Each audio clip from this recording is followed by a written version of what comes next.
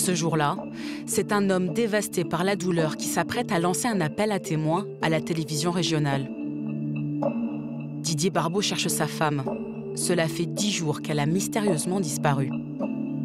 On est inquiet, toute ma famille, toute nos familles, les proches, tout le monde est inquiet.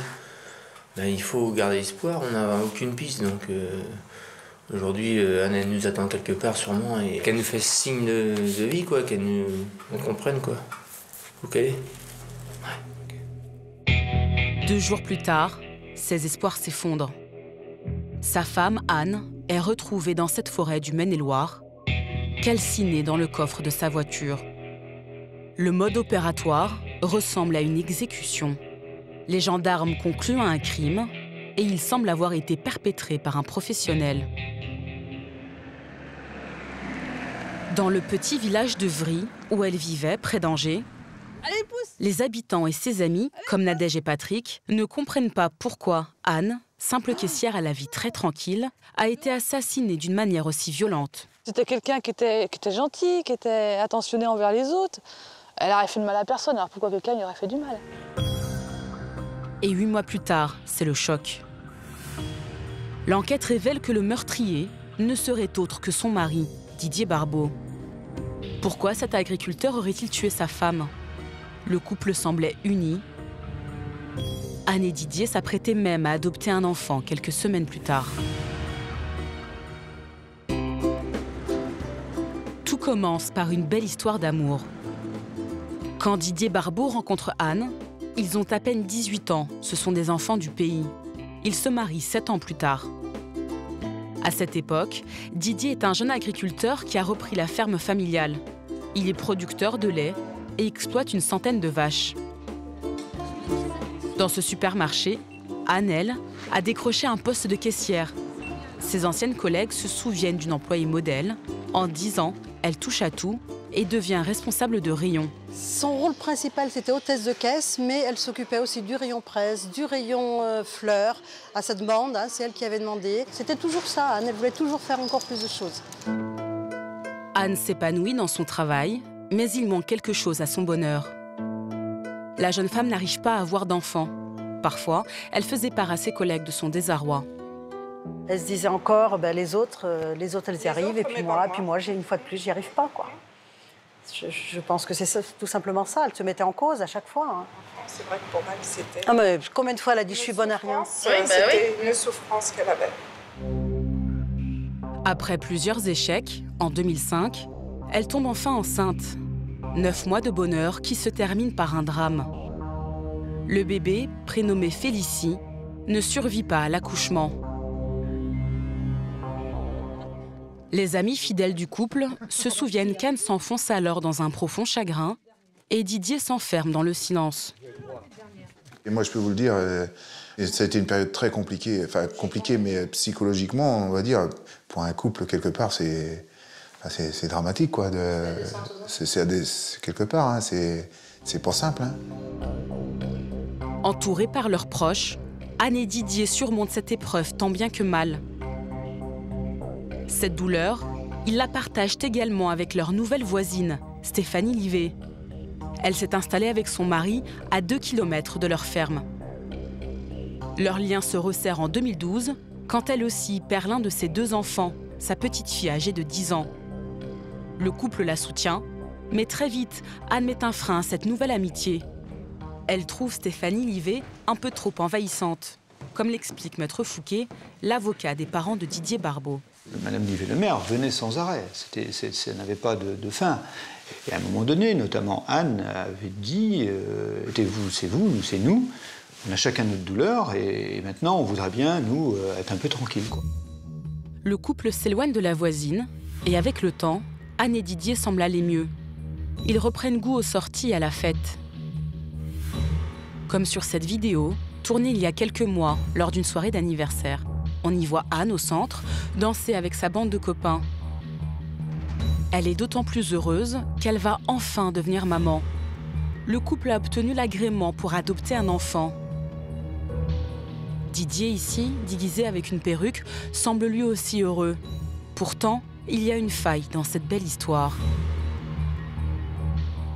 Sous cet air joyeux, Didier Barbeau entretient dans le plus grand secret une double vie. Il est devenu l'amant de sa voisine, Stéphanie Livet. Ça y est, c'est fait? T'es propre? Aujourd'hui, ses amis cherchent une explication. Selon eux, Didier voyait dans cette maîtresse la femme qui aurait pu lui donner un enfant de sa propre chair. On n'est pas tous pareils devant ces choses-là. Moi, je ne me vois pas adopter des enfants. Alors que toi, ça t'aurait... Oui, mais Anne, elle n'avait pas le choix, il fallait que... Ben oui, c'est ça le problème. Si elle voulait être maman, il fallait passer par... Didier aurait très bien pu avoir la même réflexion que moi en disant... Il a fait ça pour faire plaisir. Puis en fin de compte, à partir du moment où il a rencontré donc, cette dame-là, elle lui a peut-être proposé, lui disant moi je vais t'en faire un enfant et il sera le tien. Didier entretient cette relation pendant 3 ans, sans jamais prendre de décision. Et cette vie de mensonge aurait commencé à lui peser, selon l'avocat de ses parents. Il faut savoir que ce type marchait sur 2 rails. Et vous tenez 2 cordes serrées, c'est-à-dire la corde du mensonge et la corde de l'amour, qui sont des cordes absolument... Vous savez, ça, puis à un moment donné, il est écartelé par ça. Hein, il est complètement écartelé, et puis ça explose. Alors, qui de Didier Barbeau ou de Stéphanie Livet a pris la terrible décision? En tout cas, ils mettent en place un plan machiavélique. La première étape, montrer en public lors d'une soirée qu'il file le parfait amour avec sa femme. C'est l'hypothèse qu'avance Maître Rouillet, avocat des amis du couple qui se sont portés partie civile. Cette soirée, elle a lieu le mardi. La mise à mort, programmée depuis plusieurs jours, a lieu le vendredi. Ça veut dire que quand il est venu au domicile de ses amis, avec Anne, et qu'il s'est montré particulièrement chaleureux ce soir-là, c'était un calcul de celui qui veut que demain, devant les gendarmes, ses amis témoignent de l'attachement d'Anne pour son mari et de l'attachement du mari pour Anne. Cette soirée n'avait qu'un but, justifier demain qu'il ne pouvait pas être suspect. Le sort de Anne est scellé pour le 15 mars.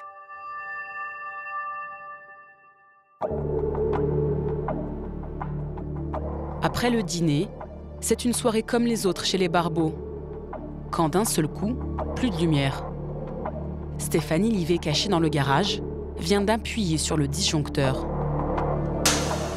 Avant de couper le courant, elle a prévenu Didier par SMS.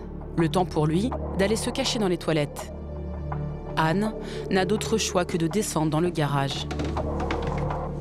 Stéphanie se serait alors jetée sur elle, puis Didier se serait emparé d'une bûche et aurait frappé violemment sa femme à la tête. Stéphanie aurait achevé sa rivale en l'étranglant avec une corde. Puis ils auraient jeté le corps dans le coffre de la voiture de Anne, avant d'y mettre le feu, 8 km plus loin, en pleine forêt. 7h30, le lendemain matin, au supermarché. À la prise de service, Anne manque à l'appel. Ce n'est pas dans ses habitudes, alors très vite, ses collègues s'inquiètent. Comme Guylaine, présente ce jour-là. C'était pas son style de ne pas appeler. Tout de suite, on a compris qu'il y avait quelque chose de sérieux, quoi.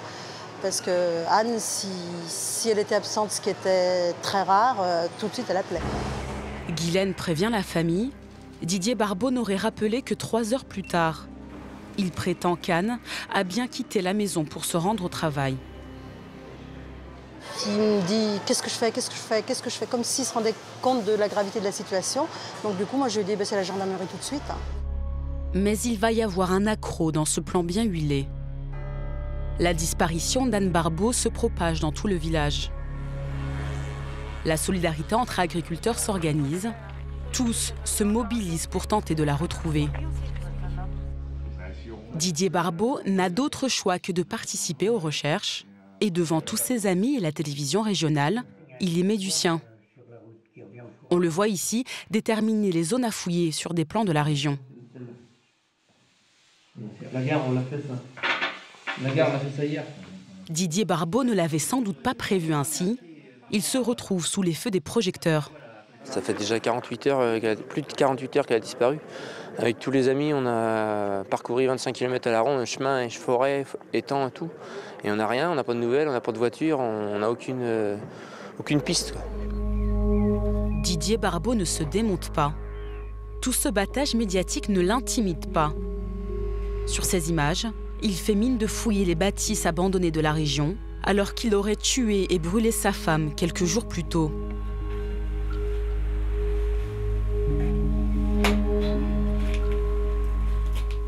Et là, 10 jours après, vous pensez quoi?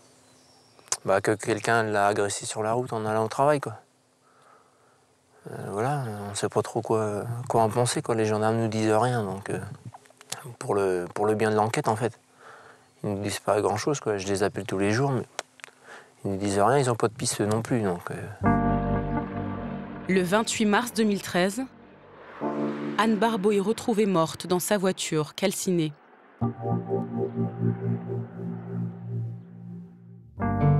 C'est l'ami de 20 ans de Didier Barbeau qui est chargé de lui annoncer la mauvaise nouvelle. Il a dit quoi, qui, comment, où, qu'est-ce qui se passe. Enfin, c'est normal, comme nous on avait fait juste avant. Et d'un seul coup, il se lève, il dit trouvez-le avant moi, sinon je le tue. C'est lui qui a fait ça. Tu te rappelles, Michael? Pendant des mois, Didier Barbeau joue au veuf et pleuré. Tout le monde le console. Stéphanie Livet, elle reste très discrète. Enfermée dans sa maison, elle ne participe pas aux recherches. Tout semble se dérouler parfaitement pour les amants. Jusqu'à ce 25 mai 2013. Ce jour-là, Didier Barbeau semble au plus mal. Sa maîtresse est inquiète, car il ne répond plus au téléphone. Elle pense tout de suite au suicide. Paniquée, Stéphanie Livet prend le risque d'aller prévenir les amis de Didier qui ne la connaissent pas. Elle était tellement paniquée, hors d'elle. J'ai dit, je vais avec elle, si ça va pas bien sur la route, je peux prendre le relais, enfin voilà quoi. Stéphanie est convaincue que Didier est parti se donner la mort, à l'endroit même où sa femme a été retrouvée calcinée. Mais dans la précipitation, elle commet une erreur. Elle se dirige parfaitement dans la forêt, alors qu'elle n'est pas censée connaître le chemin. Laurence est surprise. J'ai dit donc, comment tu peux trouver voilà, le lieu comme ça? C'est pas facile à trouver, quoi. Et elle me répond, oh, bah, c'est pas compliqué. Et c'est tout, quoi. Et là, sur ce, je n'ai plus rien posé de questions parce que là, je l'ai pas senti du tout. Il y a quelque chose qui va pas avec cette femme, quoi. Finalement, Didier Barbeau est retrouvé vivant après avoir tenté de s'asphyxier avec les gaz d'échappement de sa voiture. Intrigués par le comportement étrange de Stéphanie Livet, les amis la signalent aux gendarmes. Ce que découvrent les enquêteurs va confirmer leurs soupçons. Le téléphone portable de Stéphanie a activé une borne dans la forêt la nuit du meurtre. Les deux femmes se sont vraisemblablement croisées ou étaient à proximité l'une de l'autre dans la nuit du vendredi au samedi, aux alentours de minuit, minuit et demi. Placés sur écoute, Didier Barbeau et Stéphanie Livet sont arrêtés 7 mois plus tard. Les amants passent aux aveux en novembre dernier. Pour les amis de 20 ans, c'est un coup de massue. Moi, j'ai dit, il y a une erreur judiciaire. Ce n'est pas possible, ce n'est pas Didier. Les gars peuvent témoigner. J'ai hurlé. Je suis sortie de la maison, j'ai hurlé. J'ai dit, c'est pas Didier, c'est pas Didier, c'est pas possible. Il n'a pas pu nous faire ça, c'est pas possible, c'est pas lui. Il aimait trop sa femme. Et c'est ce qui est le plus horrible. Faire confiance à qui? Faire confiance à qui maintenant? L'amitié? Vous pouvez donner l'amitié à qui maintenant? Aux enquêteurs, Stéphanie Livet a peut-être livré un début d'explication. Elle aurait révélé que le plus jeune de ses enfants âgé de 18 mois serait le fruit de sa relation avec Didier Barbeau. Les amants risquent aujourd'hui la réclusion criminelle à perpétuité.